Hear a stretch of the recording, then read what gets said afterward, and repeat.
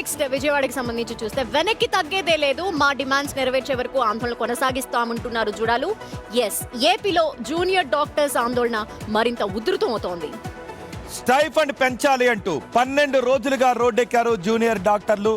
వారితో చర్చలు జరుగుతోంది. ఇప్పటికీ అత్యవసర సేవలను కూడా నిలిపివేశారు. నిజానికి 30% స్టైఫండ్ పెంపు అడుగుతూ ఉన్నారు. 2 ఏళ్లకు ఒకసారి 15% పెంచడానికి గతంలోనే ఒప్పందాలు చేసుకున్నారు. ఇప్పుడు జనవరి 2026లో పెంచాలి, కానీ ఇప్పుడు ఆగస్ట్ మంత్ అయిపోతుంది, ఇప్పటి వరకు పెంచలేదంటున్నారు. సో ప్రభుత్వంతో జరిగిన చర్చల్లో 5% పెంచడానికి అంగీకరించినట్టుగా 3% అన్నారు, దానికి అంగీకరించడం లేదు. సో ఇప్పుడు 5% అంటున్నారు, అది కూడా వద్దు అని జూడాలు చెప్తున్నారు. మాకు 15% ఏదైతే ముందుగా చెప్పారో దానికే కట్టుబడి ఉండాలి ప్రభుత్వాన్ని కూడా వాళ్ళ డిమాండ్. సో ఏం చేస్తారో చూద్దాం.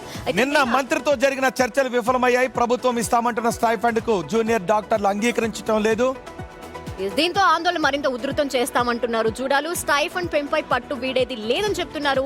ఇవాళ తమ కార్యాచరణ మరోసారి ప్రకటించే అవకాశం కనిపిస్తోంది. ఒకసారి విజయవాడ శివని అడిగి తెలుసుకుందాం. శివ, జూడాల ఆందోళన ఇంకా కొనసాగుతోంది, మరి ఈ రోజు కూడా ఏమైనా చర్చలు ఉండే అవకాశం కనిపిస్తోందా మంత్రితో?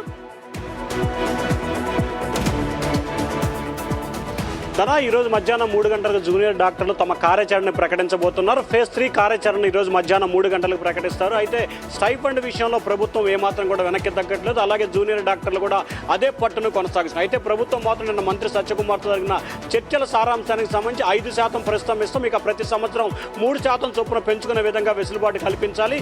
మిగిలిన డిమాండ్లన్నీ సంబంధించి వయో పరిమితి కావచ్చు, లేకపోతే ప్రమోషనల్ విషయంలో కావచ్చు, లేకపోతే సూపర్ స్పెషాలిటీ హాస్పిటల్ పనిచేసే విధానానికి సంబంధించి ప్రభుత్వం ఆమోదం తెలిపింది. కేవలం స్టైఫండ్ విషయంలోనే ఇద్దరి మధ్య కూడా ఏమాత్రం సయోధ్య కుదరలేదు. కానీ ఈరోజు మధ్యాహ్నం 3 గంటలకి కార్యాచరణ ప్రకటించబోతున్నారు. మరొక వైపు రేపు సాయంత్రం మరొకసారి ప్రభుత్వం జూనియర్ డాక్టర్లను చర్చకు పిలిచే అవకాశం కనిపిస్తోంది. ఎక్కడైతే రాష్ట్రంలో జూనియర్ డాక్టర్ వల్ల కర్నూలు, కడప, ఒంగోలు, గుంటూరు, విజయవాడ, విశాఖపట్నంలో ఇబ్బందులు ఉన్నాయి, అక్కడ ఆల్టర్నేట్ సేవలని ప్రభుత్వం వినియోగిస్తుంది. జూనియర్ డాక్టర్ల సమ్మె వల్ల ఎక్కడ ఎటువంటి ఇబ్బందులు లేకుండా చూసే విధంగా కార్యాచరణ రూపొందించారు.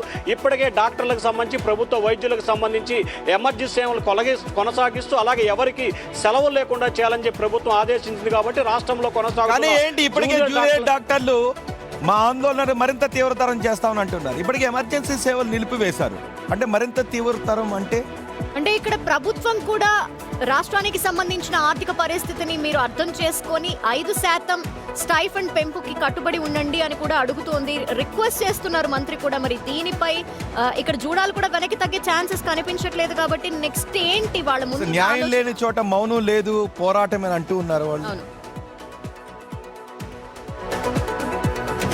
ఇక్కడ 2 ఆప్షన్స్ ఉన్నాయి. ఆప్షన్ 1, ప్రభుత్వం ఖచ్చితంగా జూనియర్ డాక్టర్లపై రేపు చర్చల్లో సానుకూల వాతావరణం రాకపోతే ఖచ్చితంగా ప్రభుత్వ జూనియర్ డాక్టర్లపై ఎస్మా ప్రయోగించే ఆలోచనని ప్రభుత్వం పరిశీలిస్తుంది.